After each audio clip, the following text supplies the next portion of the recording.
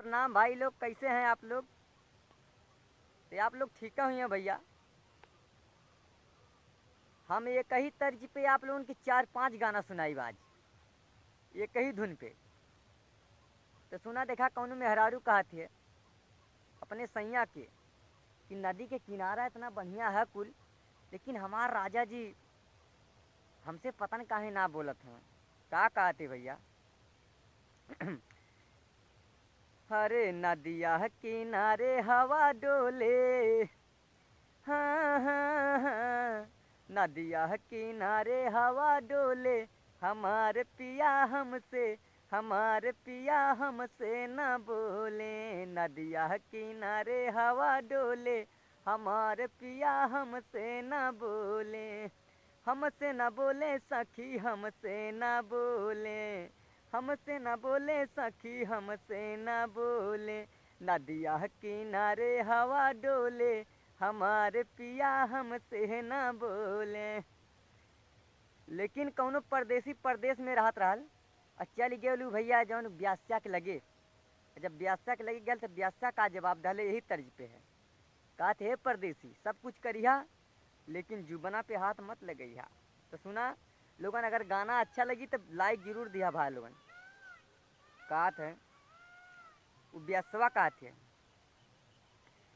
हरे जुबना पर हाथ ना लगाना, हाँ हाँ हाँ, जुबना पर हाथ ना लगाना, परदेसी मजह धीरे, परदेसी मजह धीरे से ले लो। जुबना पर हाथ ना लगाना, परदेसी मजा धीरे से ले लो, धीरे से ले लो मजा धीरे से ले लो, धीरे से ले लो मजा धीरे से ले लो।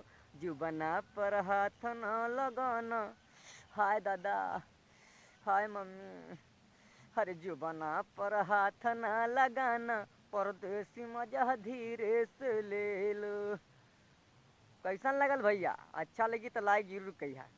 आ कौनो देवर कहले फिर ठंडी के मौसम रहल, अपने भौजाई के अपने दोस्तन से बतावे लगल, कहले कि का करी जब से भौजी आई ले यार, भैयो ना हमें लेकिन हंसी मजाक बहुत करे, लेकिन यार कौनो काम धाम ना करे देले।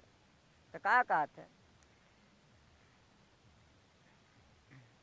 हर जाड़ा में मन मोरा डोले, हाँ हाँ हाँ, जाड़ा में मन मोरा डोले, कि भौजी के बड़िया न खोले। जाड़ा में मन मोरा डोले, कि भौजी के बड़िया न खोले।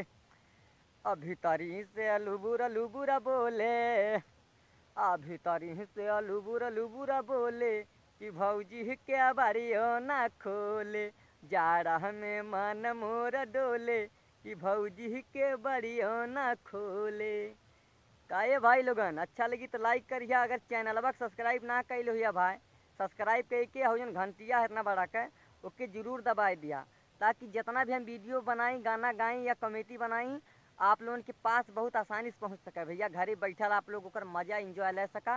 और ऐसे अच्छा हम वीडियो बनाई, खाली अपने चैनल के आगे हम बढ़ावे की कोशिश में भैया इस तरीके से हम बनावत हैं। और बहुत मेहनत करीला हम वीडियो बनावे खातिर। मत सोचिए लोग हम फालतू बनाईला। और आप लोग इसे ज़्यादा से ज़्यादा शेयर करें या लाइक करें भाई साहब।